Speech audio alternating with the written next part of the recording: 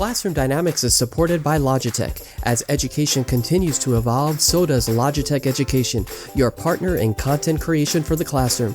With Logitech's cutting-edge technology, students not only learn but also become content creators. Whether it's in person or online, Logitech's tools are designed to inspire educators and learners alike. Capture every educational moment in stunning detail and edit, produce, and share your creative journey with ease. Logitech Education, inspiring the next generation of creators. For more, visit logitech.com/education, transforming classrooms one innovation at a time.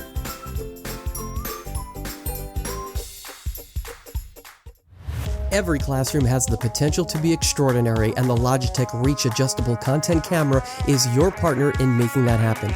With its flexible arm and clear video, you can now showcase everything from detailed drawings to live experiments, ensuring that every student is engaged and involved. Whether you're teaching in person or online, Logitech Reach helps you connect with your students in a whole new way. Ready to take your lessons further? Visit logitech.com/reach and elevate your classroom to a whole new level. Teachers, are you looking for resources that spark creativity and inspire learning? Look no further than Highly Motivated on Teachers Pay Teachers. From comprehensive lesson plans and interactive lapbooks to engaging informational test prep passages, Highly Motivated has everything you need to keep your students motivated and excited to learn. Whether it's a quick activity or a full unit, these resources are designed to save you time and help students succeed. Highly Motivated, motivating teaching resources that engage and inspire. Search Highly Motivated on Teachers Pay Teachers today.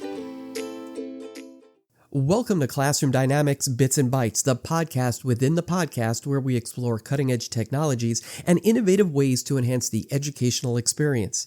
Hi, everybody. I'm your host, Adam Todd, and on today's Bits and Bytes podcast shorts episode, we're taking a closer look at a groundbreaking approach to teaching with the Let Them theory and how it can be applied to education. The Let Them theory in education is based on Mel Robbins' new book, The Let Them Theory, a life-changing tool that millions of people can't stop talking about, which is essentially a step-by-step guide on how to stop letting other people's opinions, drama, and judgment impact your life. But when it's applied to education, it's all about empowering students to take ownership of their learning journey.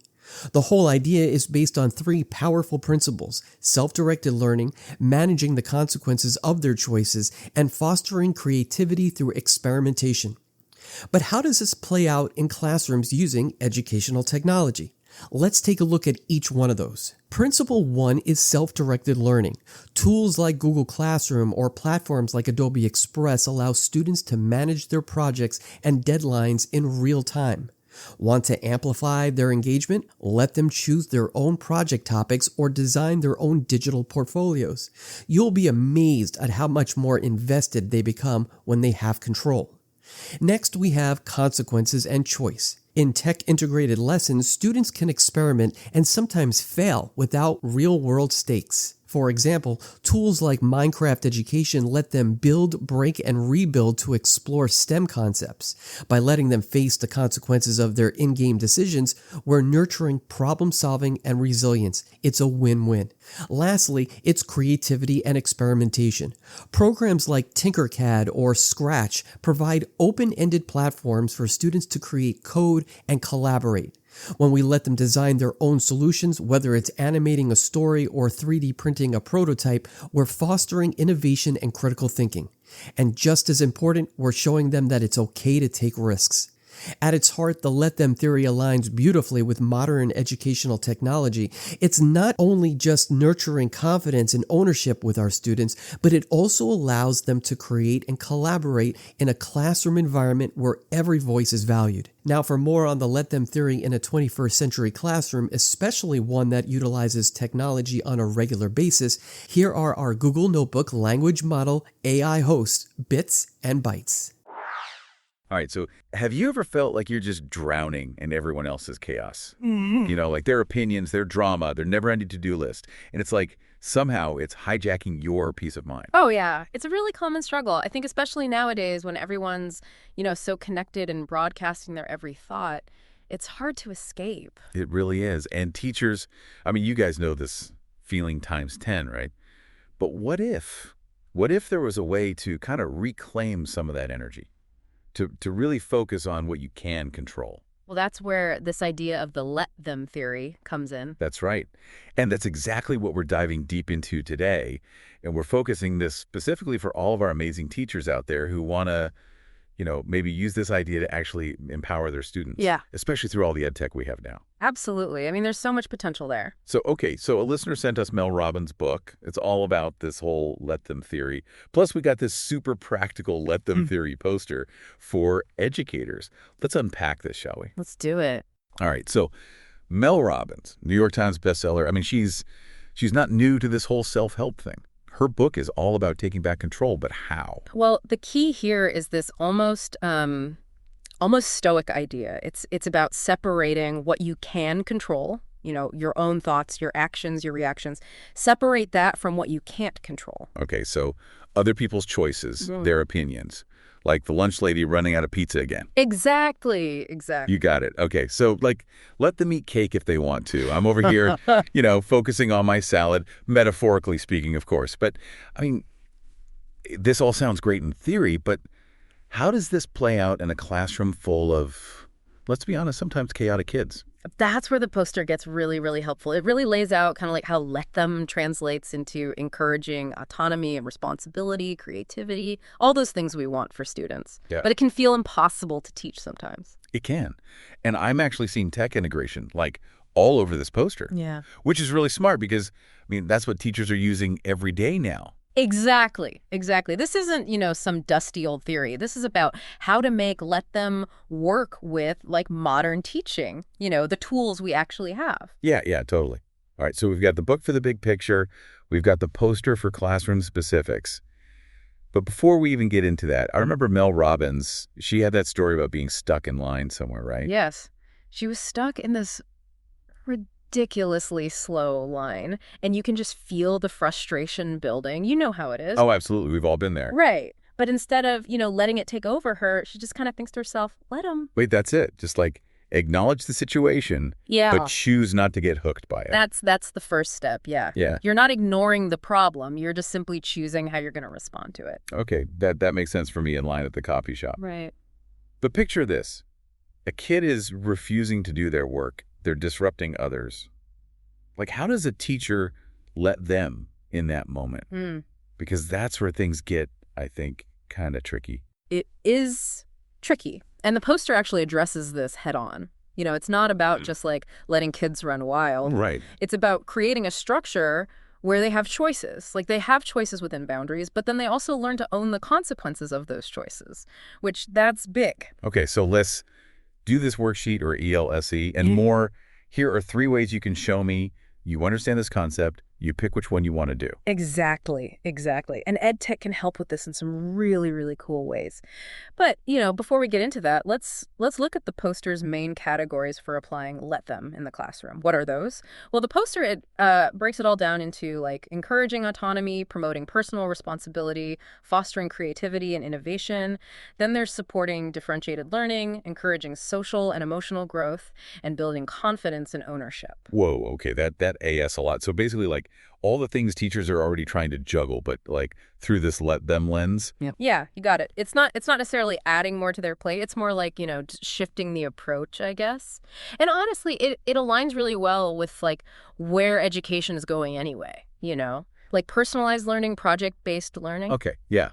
That's making a little more sense. So it's less about specific actions and more about the overall mindset. Exactly. It's about creating that classroom culture where students feel empowered to really take ownership of their learning. That sounds amazing, but also maybe a little idealistic. How do you get buy-in from kids who are so used to being told exactly what to do? You're right. It's definitely a transition. It's not a flip of a switch or something. And that's where the how comes in, the practical strategies. And this is where the poster really shines, especially when it comes to ed tech.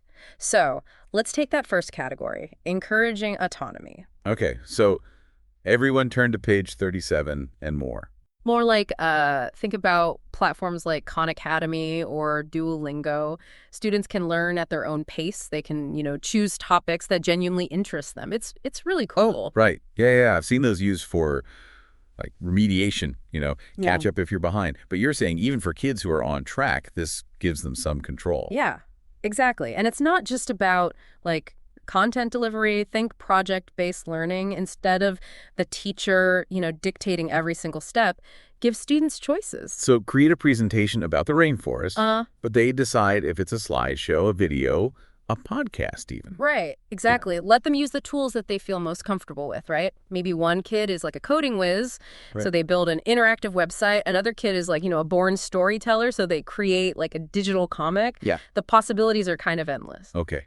I see how that taps into their strengths. But what about the kid who's just like, sweet, I'm going to play Minecraft all period instead of researching rainforests? Yeah, well, that's where the responsibility piece comes in. And it's maybe the trickiest part to balance, to be honest. Yeah, for sure. And I'm guessing tech has a role to play here too. Oh, big time, big time. Think online calendars, project management apps, even something as simple as a shared Google Doc where students can, track their progress. So they're not just turning in the final product. Yeah. They're showing how they got there, like the steps they took, the process. Right. Exactly. And this makes the learning process visible, which is huge for building metacognition. That ability to think about your own thinking. That's so important. Okay, but kids are notorious for procrastinating. Right. Is there a way tech can help with that? Because let them doesn't mean let them fail because they waited till the last minute. Of course not. And that's where teachers still provide, structure and support. But instead of nagging or rescuing, you're using tech to help students self-regulate. So reminders popping up on their calendar. No. Or the teacher can see that they haven't touched their project doc in 3 days, so a little check-in is vented. Exactly. Exactly. You're using tech as a tool for empowerment, not, just surveillance. Okay, I'm digging this. But we've only scratched the surface here. There's a whole bunch of categories on this poster. Creativity, differentiated learning. And social emotional learning, which, is a huge need right now. So let's dive into how let them and tech can work together to address those. All right, so we talked about autonomy, we talked about responsibility, but what about letting kids, be creative? Isn't that where tech can really shine? Oh, absolutely. And this is where let them kind of pushes us beyond just using tech to actually creating with it. Yeah. Think about coding platforms like Scratch or Tinkercad. Oh, yeah, those are really popular in elementary schools now, right? Kids making little games and animations. Exactly. But it's not just about the final product, right? It's about the process. They're problem solving. They're iterating, trying things out, failing, and then trying again. It's a whole different way of learning. And no one is standing over them saying, do it this way. Right. They're figuring it out themselves, which, also builds resilience too, right? Exactly. Exactly. And those skills, those are what they need, honestly, for any field, not just, becoming a programmer or something. But it goes beyond coding too. Think about digital storytelling, making videos, even designing virtual worlds. Okay, so I'm picturing a classroom where every kid is working on a different project, all using tech in these different ways. That sounds amazing, but also maybe a bit overwhelming for the teacher to manage. That's a valid concern. That's a really valid concern. And that's where the differentiated learning piece comes in. Tech can help teachers personalize the learning experience for each student, which is amazing when you think about it. So not just choose your project, but also choose the tools that work best for you. Right. Some kids learn best visually, so maybe they're using graphic organizers or interactive simulations. Others, they thrive on audio, so they're listening to podcasts or creating their own. Okay, yeah, I'm starting to see how all these pieces kind of fit together now. But what about the social emotional side of things? Yeah. Because let them sounds very individualistic, like everyone's just off doing their own thing. That's a great point, and it's something that teachers ask about all the time. But let them doesn't mean isolating kids.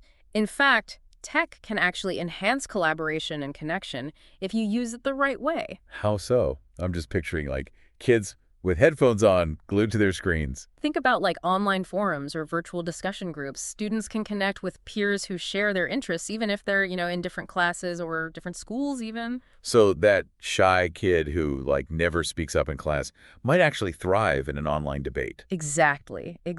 And those online interactions, those can help build their confidence for real life interactions too. Okay, my mind is officially blown. This is so much more than just letting kids do whatever they want. It's about creating this whole ecosystem of learning that's personalized, engaging, and supportive. That's it. That's it. And it's about trusting students to rise to the occasion, because when they feel respected and empowered, they're capable of incredible things. I mean, we see it all the time. So big picture, well, what does this all mean for our listener out there? The teacher who's maybe feeling overwhelmed, burned out, and wondering if this whole let them thing is even possible.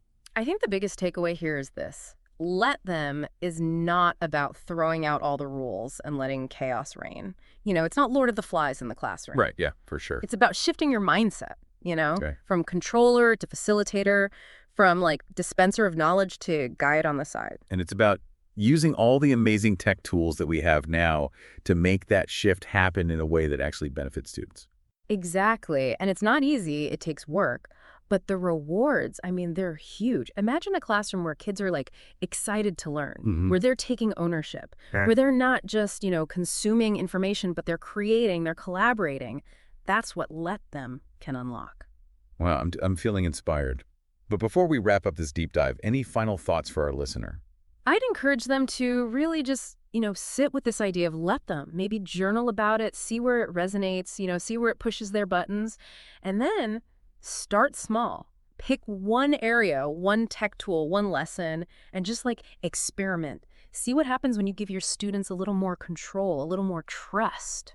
I love that. It's not about overhauling everything overnight. It's about taking those baby steps, those little leaps of faith. Exactly. And remember, let them, it's not just for the students, it's for you too.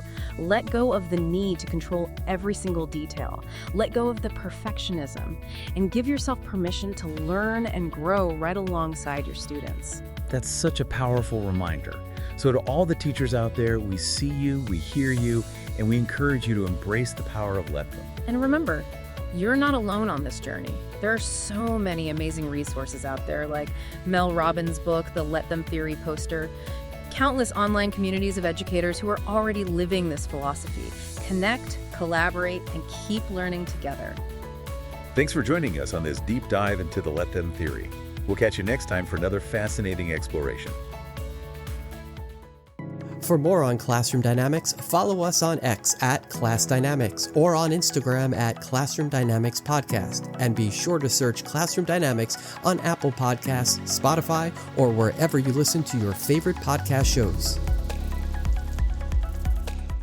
For more on the poster that was mentioned by Bits and Bytes, please see our show notes on our Buzzsprout website at www.classroomdynamicspodcast.buzzsprout.com.